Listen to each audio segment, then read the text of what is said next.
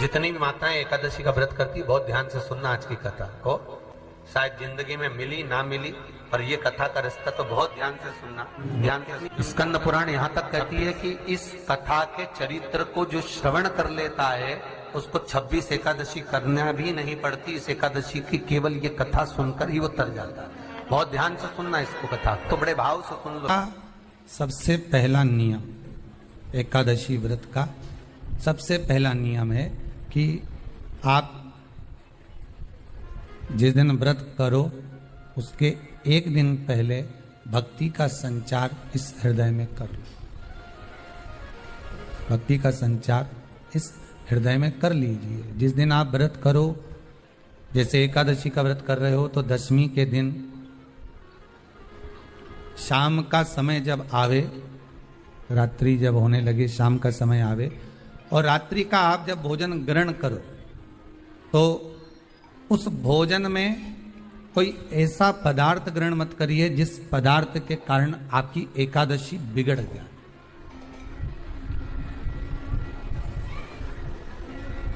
कोई बेकार भोजन हमें ग्रहण नहीं करना। श्रेष्ठ भोजन ग्रहण करिए दशमी। और एकादशी का दूसरा नियम बहुत ध्यान से सुनिएगा। जिस दिन आपकी एकादशी का व्रत हो उस दिन प्रयास करिएगा कि अपने हाथ से किसी भी वृक्ष की कोई पत्ती टूटे ना। अपने हाथ से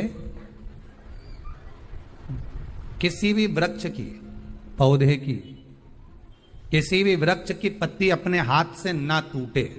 बहुत ध्यान दीजिएगा महाराज। एकादशी का ये दूसरा नियम है कि अपने हाथ से किसी पौधे की, किसी वृक्ष की, किसी डाली की कोई पत्ती टूटे ना। कितना सुंदर व्याख्यान कहा है, कितना सुंदर वर्णन है महाराज कि मात्र एकादशी का व्रत कर लेने पर, मात्र एकादशी का व्रत कर लेने पर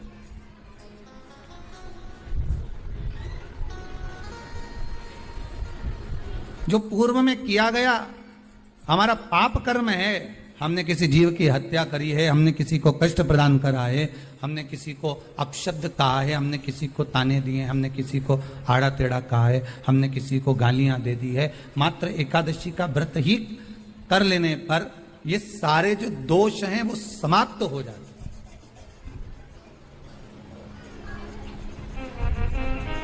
सारे दोष हमारे समाप्ति पर आ जाते हैं।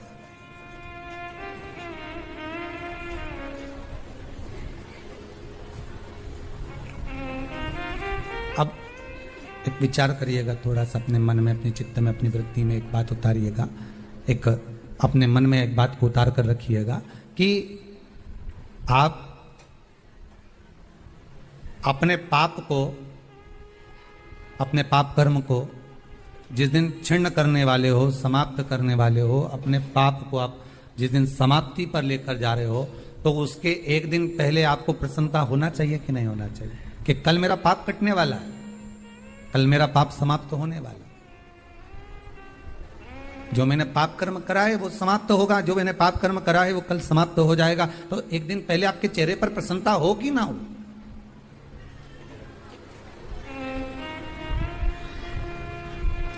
और चेहरे पर वो प्रसन्नता आपके आना चाहिए कि कल मेरा एकादशी का व्रत है, आज दशमी है, कल एकादशी का व्रत है, तो कल मेरी जब एकादशी का व्रत रहेगा तो मेरा ना जाने कितना कितना पाप, कितना असत्य, कितना झूठ, कितना प्रपंच वो समाप्त हो जाएगा। इसमें मुझे प्रसन्नता हो, इसमें मुझे आनंदता हो। कहा गया कि प्रयास करिएगा कि एकादशी के दिन कोई वृक्ष की, कोई डाली की, फल की कोई पत्ती ना तोड़ी जाए। क्यों? तो कहा अगर उस पत्ती को हम तोड़ देते हैं, वृक्ष की पत्ती को या क्यारे में लगी हुई कोई डाली की पत्ती को हम तोड़ देते हैं तो एकादशी का पुण्य फल प्राप्त नहीं होता। एकादशी का कोई फल हमारे खाते में नहीं जाता, पुण्य फल प्राप्त। दो चीजों को याद रखिए, गौदान और एकादशी। श्रीमद वल्लभाचार्य जी ने मायावत का खंडन करा था जगन्नाथपुरी में, और श्रीमद वल्लभाचार्य जी ने कहा था एकादशी मरने के बाद मत दो, एकादशी जीते जी दो। कहा था कि नहीं कहा था? जीते जी दान करिए। इसलिए जगदीश में, जगन्नाथपुरी में एकादशी उल्टी लटकी हुई है। करें आपने दर्शन।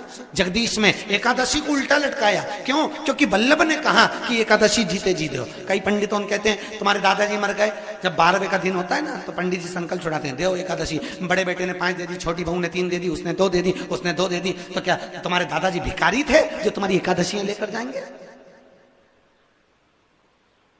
और तुम कौन होते हो दादाजी को एकादशी देने वाले? तुमने कौन सा इतने पुण्य कर लिए जो तुमने एकादशी दे दी? एकादशी के दान की महत्वता श्रीमद् वल्लभाचार्य जी ने कहा कि कोई व्यक्ति अगर खटिया पर सड़ रहा है, पलंग पर तड़प रहा है, हॉस्पिटल में पड़ा हुआ है, तो निवेदन है कि उसको देखने जाओ तो अपनी करी हुई एकादशी में से 2 एकादशी का दान उसको तुरंत दे दो। क्यों? तो जिससे उसको मोक्ष मिल जाए, मरने के बाद नहीं। क्योंकि मरने के बाद तो वो 10वें के दिन, गरुड़ पुराण में लिखा है 10 दिन तक जीवात्मा घर की अटारी पे रहती है। कितने दिन? 10 दिन। 10 दिन के बाद जीवात्मा चली जाती है। कहां जाती है? उसको जहां जाना है। 3 दिन में उसको भोग भोगना पड़ता है जीवात्मा को। 3 दिन नरक का भोग भोगती है, उसके बाद स्वर्ग का भोग भोगती है। 18 दिन में ये प्रोसेस पूरी हो जाती है। कितने दिन? 18 दिन। 18 दिन के बाद में उस जीवात्मा को धान के खेत में पटका जाता है। किसके खेत में? धान के, चावल के खेत में। इसलिए कहते हैं एकादशी के दिन चावल मत खाओ। कहते कि नहीं कहते? और क्या कहते हैं? द्वादशी के दिन चावल खाना जरूरी है। एकादशी का पालना करना है तो द्वादशी को चावल का 1 ग्रास खाओ, तब द्वादशी को चावल खाओगे तो एकादशी लगेगी। चावल नहीं खाओगे तो एकादशी नहीं लगेगी। द्वादशी को चावल खाना जरूरी है। क्यों कहते हैं? क्योंकि धान के खेत में जीव को छोड़ा जाता है, उस धान के खेत में, चावल के खेत में जीवात्मा रहती है। उसको चिड़िया खाती है तो चिड़िया के रूप में जन्म लेता है, मनुष्य खाता है तो मनुष्य के रूप में जन्म लेता है। इसलिए एकादशी के दिन चावल नहीं खाया जाता, क्योंकि एकादशी के दिन हम चावल खाएंगे तो जीव हत्या का दोष लग जाएगा। फिर कब खाना है? द्वादशी के दिन। द्वादशी के दिन क्यों खाया जाता है? क्योंकि हम एकादशी के व्रत करे रहते हैं, और पहला घासा जब चावल का खाते हैं तो अपनी करी हुई एकादशी का पुण्य, जितने जीव हमारे मुंह में जाते हैं उनको उसका पुण्य मिल जाता है, और उनका फिर जन्म नहीं होता, वो तर जाते हैं, उनको एकादशी का भाग मिल जाता है। इसलिए कहते हैं एकादशी को चावल मत खाओ, पर द्वादशी को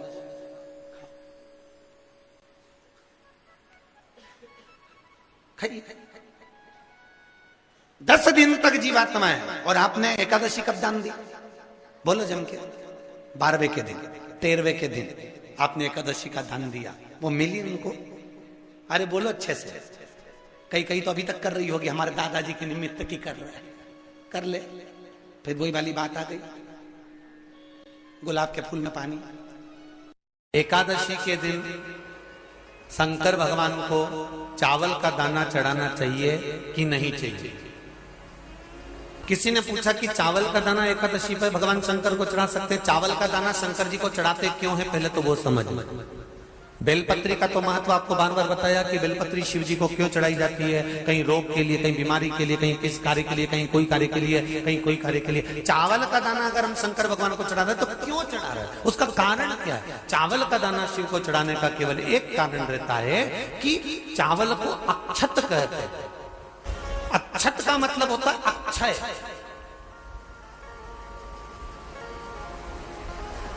अभी हमारे यहां एक तिथि आने वाली है, अक्षय तृतीया। उसका मतलब क्या होता है? अक्षय, जिसका कभी क्षय ना हो। जब हम भगवान शंकर को चावल का दाना चढ़ाते हैं, जैसे बहुत ध्यान दीजिएगा महाराज, बहुत समझने वाली बात है, बहुत ध्यान से। चावल का दाना हमारे मस्तक पर तिलक करने के बाद पंडित जी क्यों लगाते हैं? कि भगवान जैसा समय आज चल रहा है, आप पूजन कर रहे हो, पाठ कर रहे हो, दान कर रहे हो, पुण्य कर रहे हो, सत्कर्म कर रहे हो, भजन कर रहे हो, मेरा देव अधिदेव महादेव, मेरा नारायण, मेरा सत्यनारायण भगवान, मेरा राम जी, मेरा विष्णु जी, मेरा भागवत मैया, मेरी रामायण मैया, ब्राह्मण मस्तक पर तिलक लगाने के बाद चावल इसलिए लगाता है कि जैसा समय आज चल रहा है, भगवान तुमको ऐसा ही समय बनाकर रखे और तुम ऐसे ही 4 चांद लगाते रहो, दान पुण्य संकीर्तन करते रहो। इसलिए मस्तक पर चावल का दाना लगाया जाए।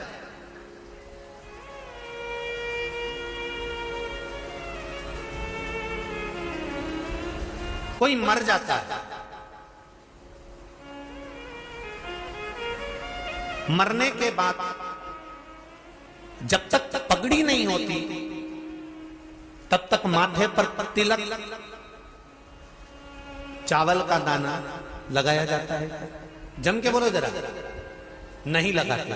किसी पंडित जी से पूछो, ब्राह्मण देवता से पूछो, ब्राह्मण देवता ये कोई मर गया और हमारा तो नियम है कि हम सिर पे तिलक लगाते हैं, चावल लगाते हैं, या पंडित जी से हम तिलक लगवाते हैं, मंदिर जाते हैं तो मंदिर में जाके तिलक लगवा के हम चावल का दाना लगवाते हैं। क्यों नहीं लगाते? उसका कारण क्या है? जब किसी के मरने के बाद 10 दिन तक 12 दिन तक मस्तक पर तिलक क्यों नहीं लगाया जाता? 10-12 दिन तक माथे पर तिलक या चावल क्यों नहीं लगाया जाता? उसका कारण है कि ये जो समय आया है, तुम्हारे यहाँ जो गमी हुई है, तुम्हारे यहाँ कोई मर गया है, तुम्हारे यहाँ किसी के प्राण छूट गए हैं, तो ब्राह्मण इसलिए तिलक नहीं लगाता आपको, इसलिए चावल का दाना नहीं लगाता कि ऐसा दिन भगवान अब ना लाए, इसको अमर ना करे, इसको अक्षय ना करे, इसको प्रबल ना करे।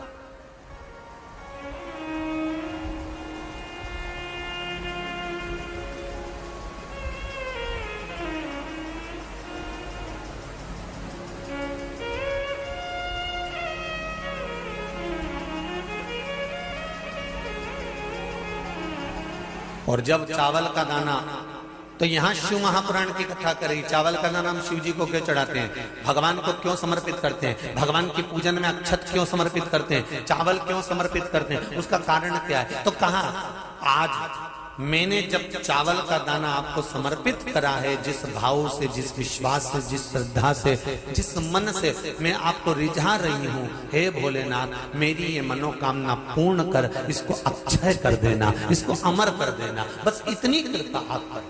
किसी ने पूछा एकादशी के दिन चावल चढ़ाए कि नहीं चढ़ाए, तो यहां तो सीधी सीधी बात है, बीमारी देखकर थोड़ी ना आती है कि नवरात्र चल रहे हैं कि सावन का सोमवार चल रहा है। बीमारी तो बीमारी। तुम चावल मत खाओ। तिरुपति कौन कौन गया? हाथ उठाओ। ठीक है। जगन्नाथ जी कौन कौन गया? हाथ उठाओ। हाँ ठीक है। द्वारका जी कौन कौन गया? हाथ उठाओ। ठीक है। बद्रीनाथ कौन कौन गया? हाथ उठाओ। ठीक है। एकादशी के दिन कभी तुम बद्रीनाथ चले जाओ, एकादशी के दिन तुम द्वारका चले जाओ, एकादशी के दिन तुम तिरुपति चले जाओ, एकादशी के दिन तुम जगन्नाथ चले जाओ, एकादशी के दिन तुम्हारी मर्जी पड़े भगवान के किसी धाम में चले जाओ और भगवान को भोग लगाओ और उनकी थाली को झांक कर देखना, उसमें चावल जरूर मिलेगा। उसमें ऐसा नहीं है कि चावल नहीं मिलेगा। बद्री नारायण में भगवान को चावल का भोग लगा हुआ मिलेगा, द्वारका में चावल का भोग लगा हुआ मिलेगा, आपको जगन्नाथ में चावल का भोग लगा हुआ मिलेगा, तिरुपति में मिलेगा, द्वारकाधीश में मिलेगा, नाथू द्वारा में मिलेगा, सांवरिया सेठ में मिलेगा, काकरोली जी में मिलेगा। आप जहां जाओगे वहां पर एकादशी के दिन भगवान को चावल आएगा, क्योंकि भगवान के लिए परहेज नहीं है। जो काम में डूबा हुआ है, जो आसक्ति में डूबा हुआ है, जो लोभ में डूबा हुआ है, जो वासनाओं में डूबा हुआ है, जो तृष्णा में डूबा हुआ है, और जो माता के गर्भ से जन्म लिया, एकादशी के दिन चावल उसको नहीं खाना। अब हमारे यहां तो कहावत में कहते हैं, राम जी की जब स्तुति गाते हैं तो कहते हैं, भय प्रगट। आती है आप लोगों को? एक लाइन तो आती होगी, गाओ जरा। भय प्रगट दीन कौशल। अब रामचरितमानस में कहा भय प्रगट कृपाला। प्रगट मतलब एकदम सामने आ गए। यहां लिखा है पेदा भय लाला। अगर तुलसीदास जी लिखते तो जन्म लिया होता राम जी ने तो तुलसीदास बाबा लिख देते कि पैदा भय, माता के गर्भ से इनका जन्म। नहीं नहीं नहीं, यहाँ कहा भय प्रगट कृपाला दीन कौशल्या। यहाँ प्रगट भय। एकादशी के माता पिता कौन है? सबसे पहले एकादशी का व्रत किसने रखा था?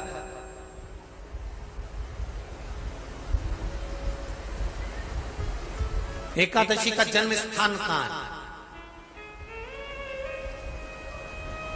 दुनिया के लोग बहुत प्रश्न करते हैं राम जी अयोध्या में हुए थे, भगवान कृष्ण मथुरा में हुए थे, तो एकादशी कहाँ हुई थी? तो उसको बताना तो पड़ेगा कहाँ हुई थी।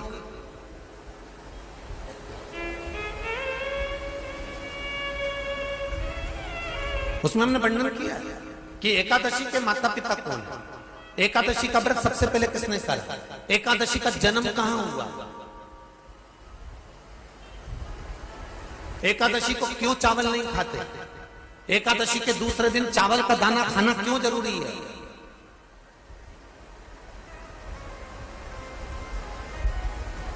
कौन सा तीर्थ है जहां एकादशी को उल्टा लटका दिया। एक एक चीज का वर्णन स्कंद पुराण सब चीजों का वर्णन कर देता है।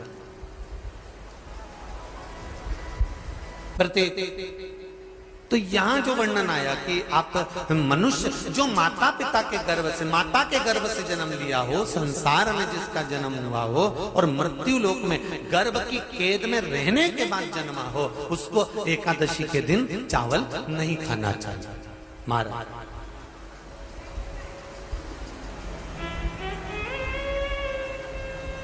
पर यहां शास्त्र ये नहीं कहता कि भगवान को चावल नहीं चढ़ाना चाहिए।